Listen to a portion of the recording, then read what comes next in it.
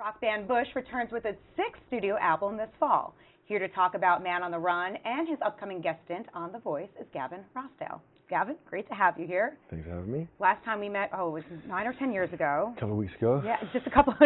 I'm not good at numbers or dates, so don't ask me on stuff. It was good seeing you 3 months ago. It was great, and now we have something new to talk about, a new album coming out this fall. What did you set out to do this time around? You know, I hadn't done Bush for a number of years, and then I did the Sea of Memories a couple of years ago, and the show, it went so well, and the shows were so good, that when I went to write a new record, I wanted to write a new record so that consolidate our return, to show that we weren't kind of passing through, and trying to be really mindful of the set, you know, make a really big, powerful record that's kind of very wide and broad sounding and very rich sounding, so that it could coexist with the songs we already have in the set. You know what I mean? There's no function in me just writing just a song. It has to really be to fit in there. So just that's what we did to make an exciting rock record. What's the process like, that writing process for you? It's really about building tracks. You know, studios are so advanced now that, you know, in the privacy of your own studio, you can build a whole track that sounds like it's an entire band playing when it's just you kind of programming things. So it just affords you the ability to really be experimental, be really atmospheric, and just get inspired, as opposed to just trying to write songs on an acoustic guitar, folk style, and then turning it into something else. What would you say the themes are that we're going to hear? For me, it's always about struggle, rising up against things, finding your way in this weird world, and trying to understand your place in it. And so love and loss, and there's, you know, I've lost different people. I know some tragedy in this, like things that are uplifting. What's weird is that, you know, I write a lot of songs to make one record, so maybe 25 to 30 songs. So what's weird, what ends up happening is just simply the best songs get chosen to be on the 11 on the record, 14 on the deluxe.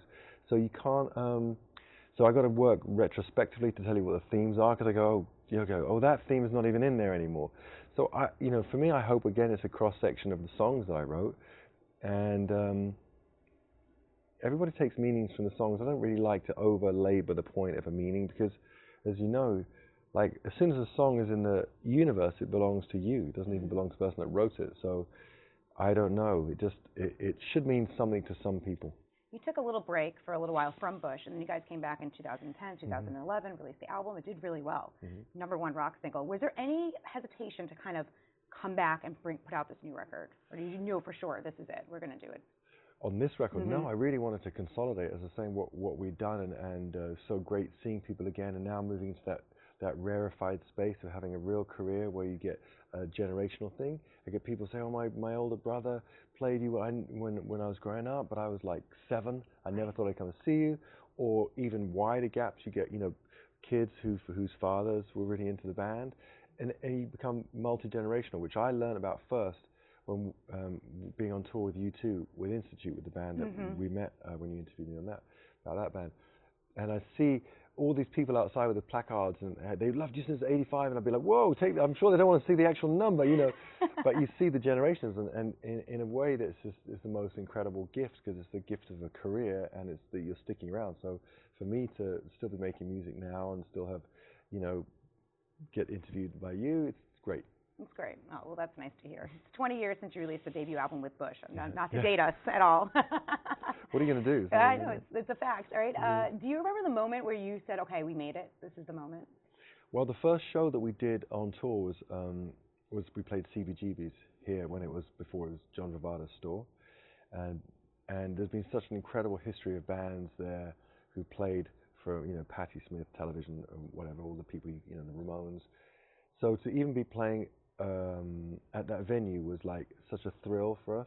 And we'd played really good crowds in London, Friday night clubs, but we'd never been prepared. We never played for an audience that knew our record. That was the first single, Everything's In. And when I remember walking in, it took me 40 minutes to get from the venue, the door at the front, to the back, because I couldn't get through. And it was just full of, like, you know, really just cool people like that I liked, that I was so happy they'd been at my show. And that was a moment where I was like, where we were all so taken aback, like something was really happening. And then we continued to tour like that for the next 3 years. So it just kept on getting bigger and bigger. Same feeling, just bigger and bigger and bigger. And now you're giving back. You're going to be on The Voice. You're giving your knowledge to some newbies and up-and-comers. Yep. What was that like? You've already taped it. I already taped it. It was a really enjoyable process. I really, it was really fun to do that because you see how much they care and how much work they put in to get to that point. All the people that I worked with Gwen, were really good singers, each and every one, all in different ways. And I was more concerned about why should they listen to me? You know, they might turn around and be like, well, maybe you don't understand our kind of music or something, you know. I was a bit concerned about that. But it was a great experience. That's great. Well, Gwen said that she was a little nervous working with you. Slightly, yeah. Yeah. Did you feel that sense? Do you sense that at all? Yeah, I offered to resign from even doing the job because I was like, this is way too much tension at breakfast. Well, you obviously are doing well. You guys welcomed another child earlier this year. Congratulations. Thank What's you. it like being a dad a third time? It's amazing. It's amazing. He's incredible, and she's an incredible mom, and so it's a really good setup, and it's a challenge to find everything to put, give everything the time it deserves, but somehow I think we more or less make it. Well, we look forward to you passing through New York. I'm going to check out the show. Please and do. look forward to hearing the new music. Okay, Thanks so much much for coming in. Thank you. Bush's new album, Man on the Run, is due out October 21st. For this and all things entertainment, stay with CBSNews.com.